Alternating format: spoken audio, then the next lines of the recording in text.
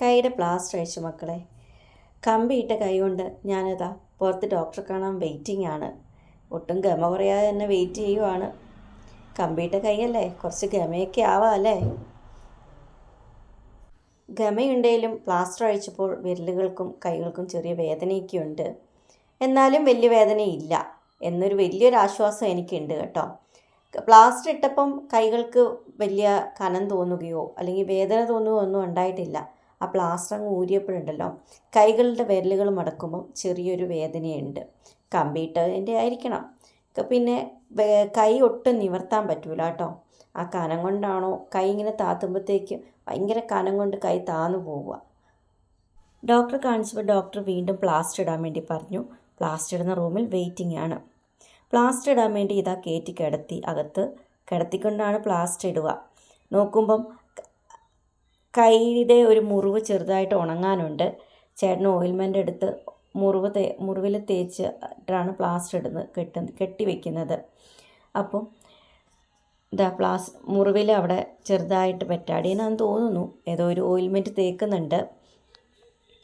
അപ്പം ഞാൻ ഇതാ കട്ടിൽ കിടന്ന് സൈഡിലോട്ട് കൈ ഇങ്ങനെ വെച്ച് കിടക്കുവാണ്. ആ ചേട്ടൻ ആ മുറിവിൽ ഓയിൽമെൻറ്റ് തേച്ചെടുത്ത് ചെറിയൊരു തുണി വെച്ചിട്ടാണ് അടുത്തത് വേറൊരു ക്ലോത്ത് ചുറ്റിക്കെട്ടുന്നത്. എന്നിട്ട് മറ്റേ ചേട്ടനത് അവിടെ ആ പ്ലാസ്റ്റർ ഓഫ് പാരീസ് നനച്ച് എൻ്റെ കയ്യിലിടാൻ വേണ്ടിയിട്ട് നനച്ച് ഇതാക്കുന്നുണ്ട്.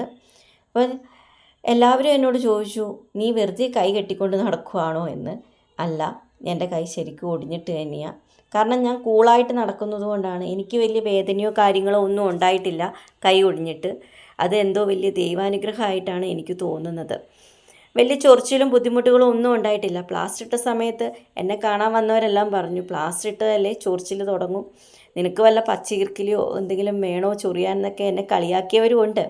പക്ഷേ എന്തോ ഭാഗ്യത്തിന് എനിക്ക് എൻ്റെ കൈ ഇതുവരെ ചൊറിഞ്ഞിട്ടൊന്നുമില്ല. പക്ഷേ ഈ വീഴ്ചയോടെ ഞാനൊരു കാര്യം മനസ്സിലാക്കിയൊരു കാര്യം എന്തെന്ന് വെച്ചാൽ, ഇത്രയും കാലം നമ്മൾ ചിന്തിക്കാത്ത ഒരു കാര്യമാണ് എന്തിന് നമുക്ക് 2 കൈ 2 കാല് എന്ന് നമ്മൾ ചിന്തിക്കാത്തൊരു കാര്യമായിരിക്കും. ഞാനിതുവരെയും ചിന്തിച്ചിട്ടില്ല. പക്ഷേ ഈ വീഴ്ചയോടെ ഞാനത് ചിന്തിച്ചു. ഒരു കൈ ഉണ്ടെങ്കിൽ ഒരു കൈ ഇല്ലെങ്കിൽ മറ്റൊരു കൈ ഉണ്ടല്ലോ നമുക്ക് എന്ത് കാര്യവും ചെയ്യാൻ എന്ന് ഞാൻ പഠിച്ചു. വലത്തേ കൈ ആയതുകൊണ്ട് തന്നെ എനിക്കൊന്നും ചെയ്യാൻ പറ്റത്തില്ല.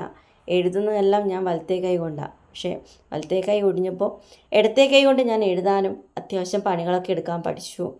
പിന്നെ എൻ്റെ ഈ കൈ ഒടിഞ്ഞപ്പോൾ എൻ്റെ ഏറ്റവും വലിയ അനുഗ്രഹം എന്ന് പറഞ്ഞു കഴിഞ്ഞാൽ എൻ്റെ ഭർത്താവിൻ്റെ വലിയൊരു സപ്പോർട്ട് തന്നെയാണ്.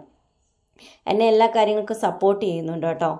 അതുകൊണ്ട് തന്നെ എനിക്ക് ഒരു വിഷമവും ഉണ്ടായിട്ടില്ല. കൈ ഒടിഞ്ഞു, എൻ്റെ കൈയുടെ എല്ലാം ഒടിഞ്ഞു എന്ന് മാത്രമേ ഉള്ളൂ. വേദനകളില്ല, ബുദ്ധിമുട്ടുകളൊന്നും ഉണ്ടായിട്ടില്ല. അത്യാവശ്യം ഹസ്ബൻഡ് വീട്ടിൽ അത്യാവശ്യം പണികളൊക്കെ എടുത്ത് തരുന്നുണ്ട്. കട്ട സപ്പോർട്ടാണ് കേട്ടോ. എനിക്ക് കട്ട സപ്പോർട്ടാണ് അദ്ദേഹം ചെയ്തു തരുന്നത്. മക്കളായാലും വലിയ കുഴപ്പമില്ല, അവരവരുടെ കാര്യങ്ങളൊക്കെ തന്നെ ചെയ്യുന്നുണ്ട്. ഇതോടെ അമ്മയ്ക്ക് സുഖമില്ലാണ്ടാകുമ്പോൾ മക്കളും നല്ലൊരു രീതിയിലേക്ക് എത്തിച്ചേരുന്നുണ്ടല്ലോ. എനിക്ക് വളരെ സന്തോഷമുണ്ട്. ആ ചേട്ടൻ പ്ലാസ്റ്റർ നനച്ചുകൊണ്ട് കെട്ടുന്നുണ്ട് എൻ്റെ കയ്യിൽ. അവർ രണ്ടുപേരും കൂടിയിട്ടാണ്, ഒരാൾ പിടിച്ചു കൊടുക്കുന്നു, ഒരാൾ തുണി ചുറ്റി കെട്ടുന്നുണ്ട്. അപ്പം ഇങ്ങനെ ചുറ്റി കെട്ടുമ്പോഴും എൻ്റെ ഒരു പ്രാർത്ഥന ചൊറിച്ചിലുകളൊന്നും ഉണ്ടാവില്ലേ, ബുദ്ധിമുട്ടുകളൊന്നും ഉണ്ടാവില്ലേ എന്നാണ്.